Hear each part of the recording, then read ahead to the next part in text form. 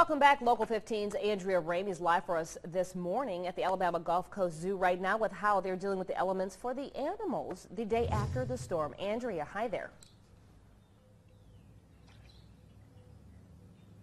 Yeah, hey there, Kelly. Well, as you can see, I'm standing in, this is about ankle deep water right here. It was knee deep in the back part of the zoo here, so obviously the zoo is closed today. And joining me right now is the zoo's director, Patti Hall. And you got the call about 7 this morning that there were some problems out here. What happened? We sure did. They said we got hit hard. It was more water damage than anything. At least there weren't high winds. None of the exhibits were compromised. None of the fences were down. None of the animals got out. But this is the most rain that we have seen here, even during tropical storms, and even Hurricane Danny.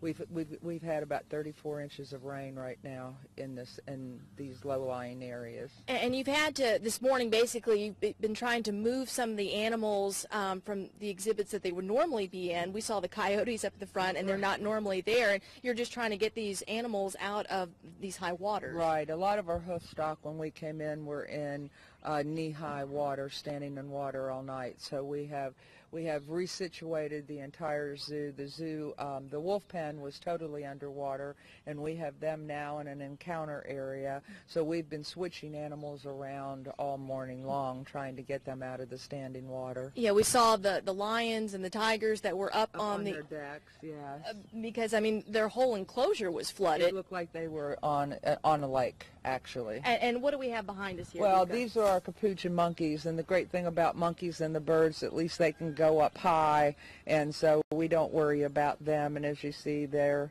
sort of used to this. They're playing with their balls in the water, and it's just something different for them. Yeah, and we'll just kind of walk a little bit. I mean, if you're familiar with the zoo, I mean, this is normally the sidewalk that you would walk along here, and you're able to feed some of the animals, which is a really nice feature of this zoo. You get to interact with the animals, and it's all under.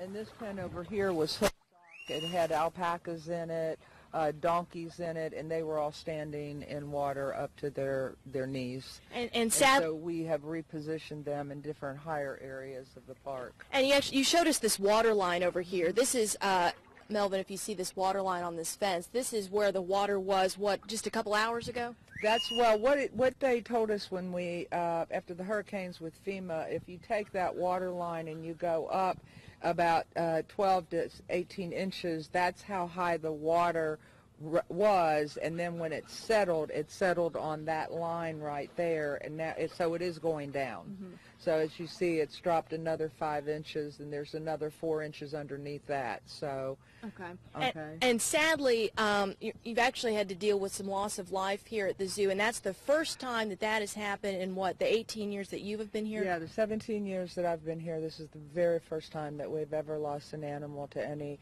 natural disaster, even our 3 evacuations from our hurricane.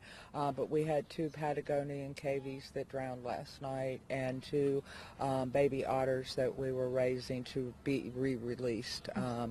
Unfortunately, they both drowned also. And the Patagonian Cavys, that's the 4th largest rodent in the world. Right. And people hear rodent and think, oh, right. It's just a rodent. But I mean, to you guys, you're the caretakers of these animals. Right. They have names to you, so it's a really big deal when you have this loss.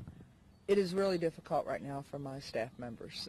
They know that they have other animals that need them, but the loss of coming in and finding what what's in their care has had drowned is just very heartburning. It's ripping us apart right now. Yeah, and this was just one of these situations you just couldn't prepare for. I mean, at least 17 years we were here at 8:30 last night checking on the animals. We moved a number of animals inside the feed house, the areas that we knew that we might have problems in.